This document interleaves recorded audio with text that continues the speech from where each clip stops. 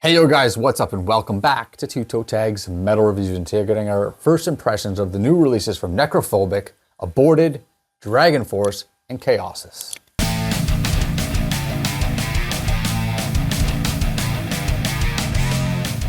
So here we are, another Friday, some more new releases. So let's start with In the Twilight Gray by Necrophobic. We're starting with this because this is what I started my day with.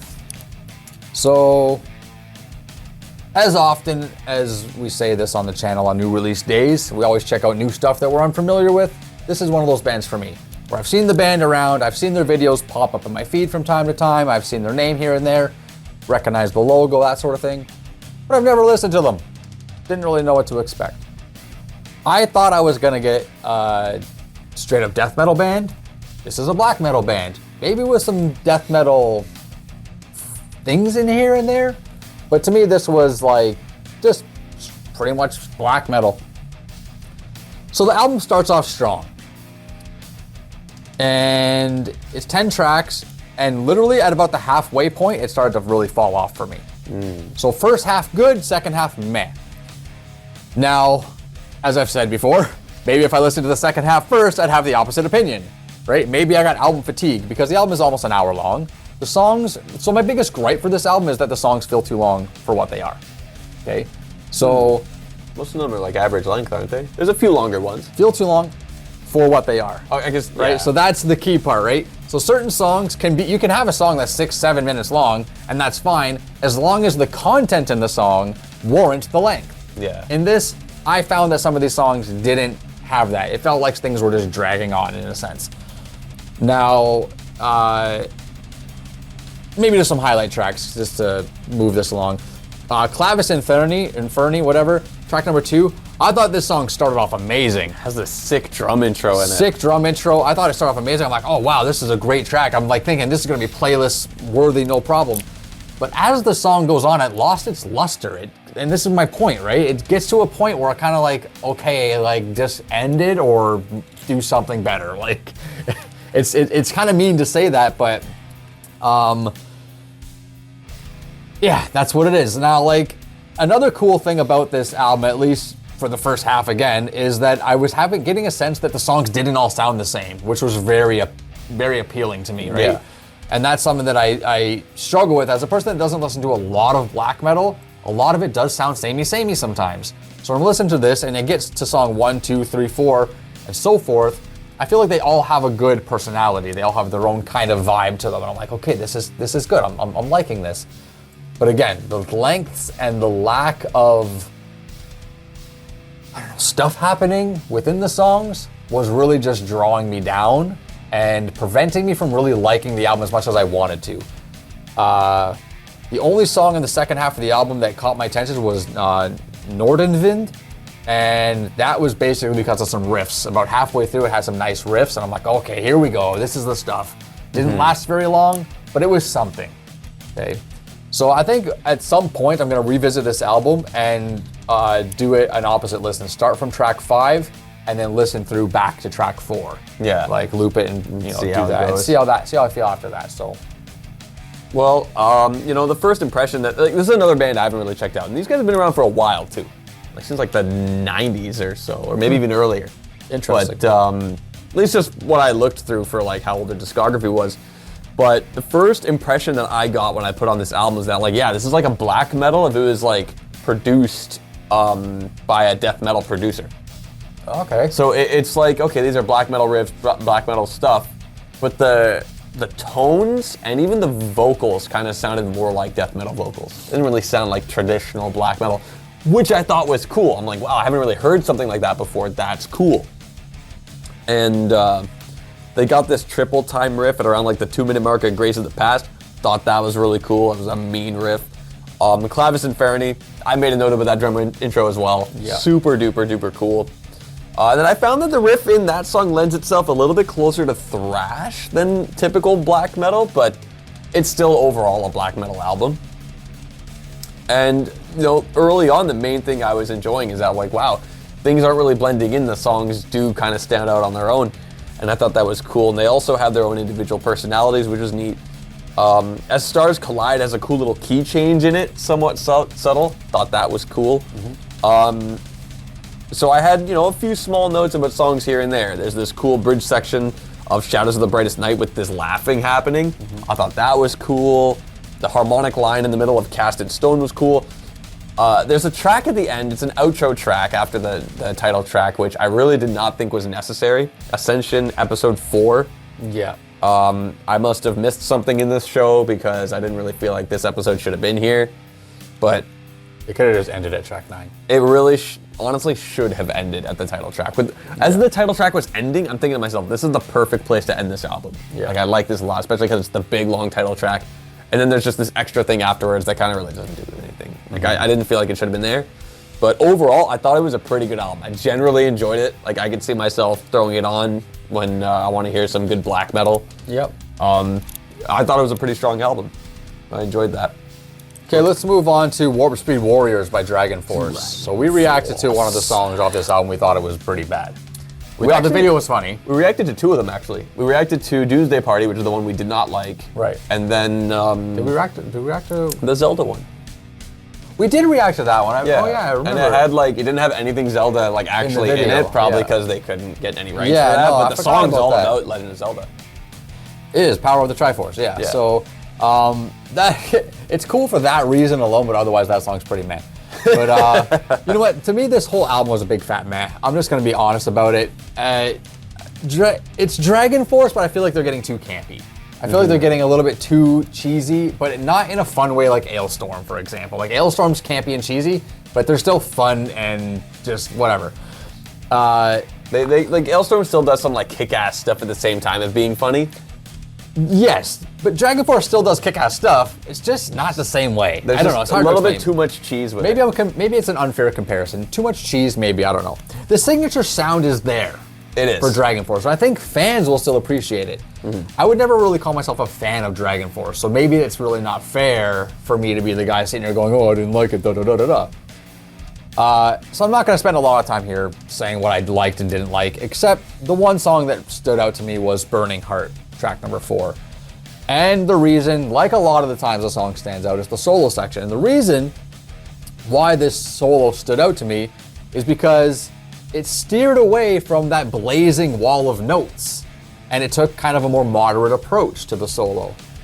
But then, of course, it cranks it up and you get a blazing wall of notes anyway, which is okay. I'm just glad that they kind of eased into it. Yeah. And the section that they did, where it wasn't a blazing wall of notes, was actually very nice and very well performed and well written. And I was like, oh, this is really nice. I'm really enjoying this solo. And I was wondering, is he gonna start going ham? Is he gonna start tapping all over the fretboard?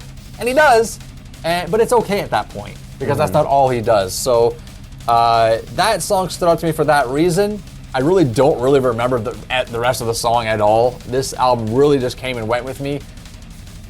I'm not the best person to be judging it though, because I've never been the hugest DragonForce fan. There's a few songs here and there that I like, but overall the sound of this band is not something that's ever really tickled my fancy. I clocked in Burning Heart actually. That's at 225 BPM. Wow. Which is That's pretty fast. That's pretty fast. For especially what they're playing. That is really one of 2 songs I necessarily enjoyed on this album. I liked Burning Heart. I liked Astra Warrior Anthem. That's really kind of it. I feel like with this band, they're kind of starting to spin the wheels a little bit, where how different is this really to the last one that came out? I don't remember the last one. It was to me it was kind of like the same vibe. Like the last song had a song about the Dragonborn or whatever. Yeah. So it's like, okay, so they kind of did something just like that on this album, and it was the Zelda one. I kind of feel like in some aspects of this album, it feels like stronger DragonForce, but you said it, they're getting a little bit on the campier side, and that's starting to kind of bug me as well. But there's a lot of solo sections that I liked that really kind of felt like it had the spirit of this band that I have enjoyed. Now, an interesting thing, and this is just a me thing, the vocals are really well performed, but maybe they just don't tickle my fancy. I kind of feel I like didn't like the vocals. something about it just kind of bugs me, even though it's like, well, this isn't even badly performed. The guy is like, he's a great singer. It's just, Yeah. maybe I'm just more of a fan of the original singer, I guess. But, which is unfortunate, because like I said, he's really good. It's just not preferable for me. Yeah. But I do agree that there was stuff that kind of was like a little bit on the cheesier side that I wasn't really huge on, but I still think they have like their soul within them. And we kind of both mentioned that. There's aspects that sound like the DragonForce that we know we enjoy. So they have that. It's just on this album, didn't really do it for us necessarily, unfortunately. Okay, so moving on to Vault of Horrors by Aborted. So, we reacted to at least one song. Was there more than that? I know Death Cult we reacted to. I don't think we reacted to anything else. I think it was just Death Cult. I think it was just Death Cult, yeah. Are you sure though? Because I thought there was a song where they were like in some sort of like, some like underground, not underground, but like some abandoned like torture chamber type of thing, or though, like Death Cult, they were in like some like outdoor it was kind of like a warehouse-ish kind of thing. It was based on Texas Chainsaw Massacre. Yeah, maybe I'm confusing it with something else. Anyways, Death Cult, when we reacted to it, I thought it was awesome. Yeah. It's still awesome. Song's a banger. It is one of the better songs. There's a few songs that really just jumped out at me on this album. Brotherhood of Sleep, I thought was sick. Hellbound was sick. Insect Politics was sick, and the Golgothan, or whatever that means, was also awesome. So some things to note. So a Brotherhood of Sleep, about halfway through the song kind of changes up. It kind of gets quiet. Not like silent or anything. It kind of like mellows out, gets kind of quiet. And then it jumps back in with like this really sick blast groove. Really love that part. The ending is brutal as well. This one features Johnny from Carcosa, who's, in my opinion, should be the only singer of Carcosa. I'm sorry if anybody doesn't like that, but I don't really like the other guy. I don't even know his name. But Johnny's sick, though. He's got a sick voice. But that's a sick song. Hellbound features Matt McGeachy from Cryptopsy. This one, just sick song overall, but the guitar solo on this one was super nice. Like a sexy little solo, just awesome stuff.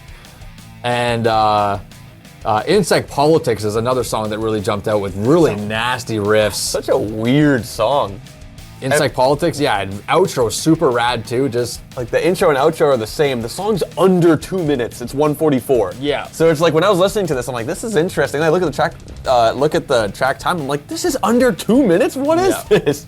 Wow. Yeah. So those, let's see, 1, 2, 3, 4, both 5 songs out of 10. So 5 songs actually like jumped out at me. The other 5 were like just what you'd expect from Aborted, solid songs. But this is one of those bands that's just super consistent in their sound, super tight. The talent is just always top notch. And you know, you're gonna get good metal when you're listening to this band. I've said that before, but I was overall pretty happy with the album. My concern is even the songs that jumped out at me, did they do enough? Right? Are they doing enough? Is there potential there to really, you know, grab me by the horns and take me for a really good ride? I'm not sure about that. So I don't know. That's fair. That's fair. Of course, when we listen to albums more as well, that's obviously the test, right? That's right. For myself, I thought it was a pretty good album. I'm just going to continue talking about Insect Politics a little bit, just to like really lay this out. It starts and ends with like this explosion wall of noise, but then inside that intro and outro, in the remaining time you have left, in 1:44, is some awesome grooves going on. And I'm like, what the hell is this awesome? Like, why is it this short? And it's like, it's kind of like the inverse of what a lot of bands do. You know, you'll have that mid-album break. This is the mid-album breakdown, where it's like, okay, so instead of chilling out, let's go even harder in the middle of the album to differentiate. I think that's pretty funny. Yeah. The main riff of the Golgothan with the pinch harmonics, fucking loved that. I heard that for the first time, thought, oh man, that is amazing. The middle section of Malevolent Haze is cool when it gets quiet and then builds all the way back up. You mentioned Hellbound. I liked that solo as well, quite a bit. Something I noted about that song, though, I feel like with the way the guitars kind of lend themselves to that song, it kind of approaches the realm of deathcore a little bit more than tech death. But I feel like maybe those genres are kind of close together to a degree anyway. They're close together, especially with a band like Aborted. They kind of bridge those genres in a lot of ways. Yeah, even when they're featuring deathcore singers like Ben Durr, he's on this album. That's right.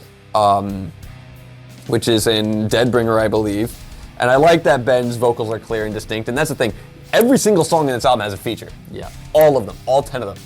And for a good amount of them, I feel like, a decent amount, the vocal guest was pretty clear to hear. Yeah. Because I feel like sometimes if you're not familiar with the guest vocalist, it's kind of hard to tell, like, okay, where is it? Unless it's like super duper distinct sounding. Right. I feel like, even though I've listened to a good amount of Shadow of Intent, Ben has a style of screaming that is different, that is noticeable. Like, it's super duper deep and you can notice that. Yeah. And I like that. I thought that was pretty cool. So I was just really wondering with this album, is it going to be the kind of album where like kind of a lot of the songs just kind of sound like the similar kind of super duper tech wall of noise kind of thing? But I do feel like there's standout moments and highlights that were jumping out. So it makes me excited. Like, okay, I wonder if there's going to be more of that in this album when I put it on again. Yeah. So yeah, that's Aborted. But we got one more album to talk about. This is an interesting one. This is an interesting one. So Kaosis. Some of you people might be going, who's Kaosis? I've never heard of Kaosis before. The album they dropped today is Mate, Feed, Kill, Repeat. And yes, that is of Slipknot fame. This was a weird thing to kind of pop out of nowhere. Yeah. So original Slipknot vocalist Anders decided to kind of collaborate with this band and re-record and redistribute Mate, Feed, Kill, Repeat. He later put out a statement saying that this was an accidental release and he's still working on it. So we're confused. We're not quite sure what we listened to, but it's on Spotify. It's there. It's got album art. The track list is there. Everything's there. Now, I'm going to admit, it's been a while since I've listened to the original Mate, Feed, Kill, Repeat. But from my recollection, this sounds, in many ways, almost identical. It's about 16 to 17 minutes shorter than the original, mostly because the last song doesn't have this long section at the end, which the original had this really long, drawn out, like, bunch of like weird just machine noises and stuff. Like you're in just some mechanic shop. And then there's a bonus track at the end, which this doesn't have at the end of Killers Are Quiet. And some of the other songs are slightly longer, some are slightly shorter. Like they cut out the intro of the intro track, Slipknot, which is about 1.5 minutes or 2 minutes of just random noise stuff. So that was a good cut. But the rest of it is pretty much on point with the original, as far as I'm concerned. Aside from the production value, which I thought was an upgrade. I feel like, other people were complaining about the production value of this. I thought it sounded good. I thought it sounded nice and clean. There's certain characteristics and certain charm that the original has that this doesn't. But some of those things can be forgiven due to the fact that, it just sounds nicer. It sounds clearer. There was one thing in the song Confessions that sounded different to me, and it was the guitar solo. Now, I don't know if this is because I'm just remembering wrong, or if they decided to take some liberties and change some things. I don't know, because like I said, it's been a while since I've listened to the original, so I can always go back and check it out and compare. But it was the one part on this album that I was listening to. I go, "What? This is a really good solo. Like, where did this come from? Was this on here before?" Like, it just kind of really threw me off. But the rest of it, though, love it. Bass lines are there. The weird, jazzy, funky kind of, progressive fusion parts are there, and it felt like a bit of a blast from the past, but with a modern touch to it. It was kind of nice, and it kind of came out of left field. Wasn't expecting it. I don't know. I enjoyed it. Overall, I thought it was pretty cool. So I'm gonna out myself here and say that before today, I've actually never heard Mate, Feed, Kill, Repeat. That shocked me. Even though I'm You told me that earlier. That shocked me. huge Slipknot fan. I remember checking it out once, hearing a little bit of the self-titled track, thought kind of like whatever, and then turned it off. And then I kind of never really checked it out again, which I believe was a mistake, because I actually listened to the original before listening to this re-recording version, because I didn't want my first experience of MFKR to be a re-recording. I wanted to hear the original. If I'm going to check out a re-recording, I want to hear the original. So it was kind of interesting to essentially listen to it twice today, but in different versions. And I liked what I heard. I thought it was pretty cool. The jazz, funk, disco stuff was cool and fun. Kind of felt like the band was either just experimenting or still trying to find their identity, perhaps, like when they did that on the original.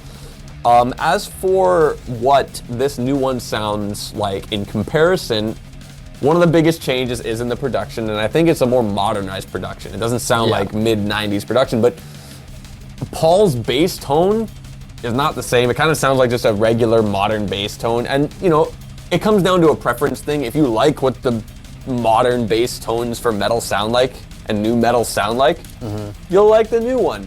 If you prefer what Paul had on the old one, you'll like that one. I personally prefer the old one. Yeah. I also think Joey's snare has such a distinct sound. It sounds the same on the original MFKR as it does on self-titled. Yeah. And this doesn't really perfectly replicate that. So I do prefer the original in that sense, but I do like that this is essentially kind of like a remastering of sorts, and it's quite literally a remake. And some of the decisions were good, like cutting a little bit out of the song Slipknot out of the intro, because that intro's kind of long. Yeah. Or not making Killers Are Quiet as long as it is, because it's literally just a bunch of machine sounds, and then you got the bonus track, which is not present on this remake. Dogfish Rising is not on it. Not on here, no. It's kind of weird that I'm just cluing into this. This is a re-recording, but not by the original band. But only one guy from the original band. Right, only one guy, and like I guess he wrote these songs, or like played a part in writing these songs. So I guess he has like the legal rights to it.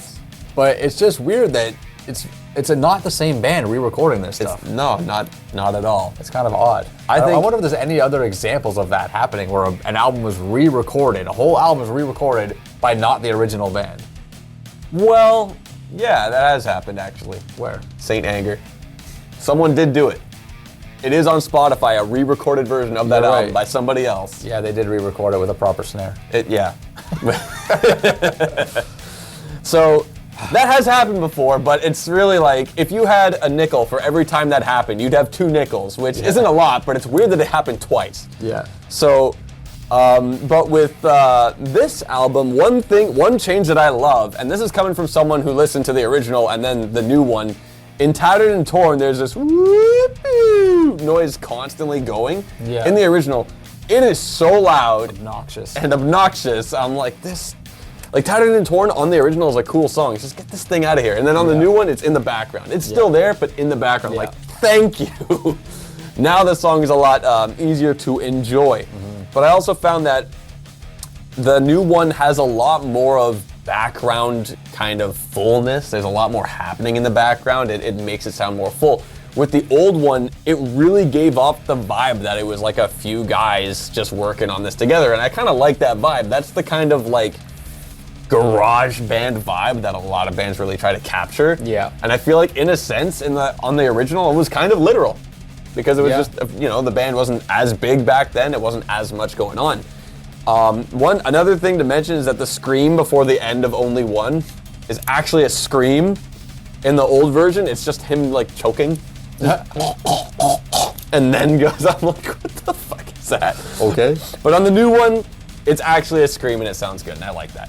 Anders probably thought, what was I thinking on the original? Okay, let's actually scream here. But generally, I mean, MFKR is a cool sounding album, whether you like the original or this new one. Check out both, but who knows, maybe we'll see it again, because apparently this is unfinished, according to Anders. Yeah, apparently according to Anders, he's still recording it or writing it. Like I can't remember exactly what the verb says. Still something. working on it. And he's going to be touring it as well, apparently, this summer or something like that. I don't know. It's kind of a weird situation. I think I read that he said he was like canceling the tour to working on the album to finish it. Yeah. I don't know. Weird situation. Anyways, it dropped early or by accident, or it was leaked or something. I don't know. It's here. By the time you guys watch this, it might even be pulled. I don't know. As of recording, it's right here. It's still here. Okay. So if it's up, it's up. Check it out. Anyways, a unique album to drop today, just on a random, here you go, middle of March Friday. Why not? Here you go. Re-recording of Maybe Go Repeat. Anyways, guys, those are our 4 albums for the day. So we're gonna take Vault of Horrors and spin it as much as we can, like a bus wheel all week long. Listen to as much as we possibly can, and we'll be back in a week's time to give you guys our full and final review of that album. So be sure to come back then and check that out. But for now, leave your thoughts down below and let us know what you thought of these 4 albums and your favorite tracks and all that fun stuff. Subscribe if you guys are new to the channel. I'm Vile Self. I'm TV Fish. We'll see you guys in the next one.